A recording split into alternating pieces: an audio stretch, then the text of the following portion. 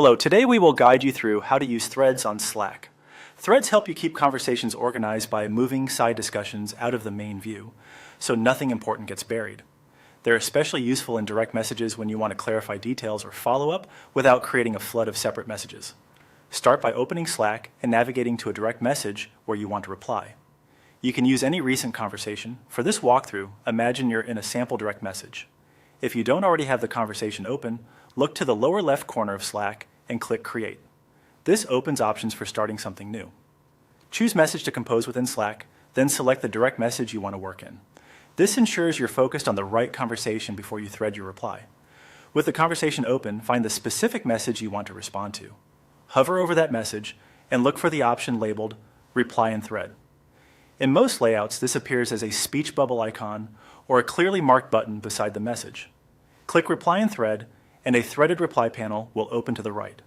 This panel is your dedicated space for that side conversation, keeping the main direct message clean and easy to scan. Type your reply in the thread composer. You can write a simple response, add context, or even paste a link or short note for reference. If it helps clarity, feel free to add light formatting like bold or italics, or attach a small file to support your point. Keep your message concise and focused on the original topic to make the thread easy to follow later. When you're ready, click Send. Your reply appears inside the thread, linked to the original message.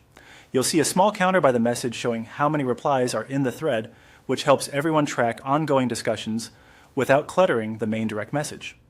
From here, you and others can continue the conversation inside the thread whenever there's more to add, keeping related updates neatly grouped together.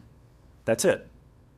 You opened your direct message, used Create in Message to make sure you were in the right place, selected Reply in Thread on the relevant message, typed your response, and sent it.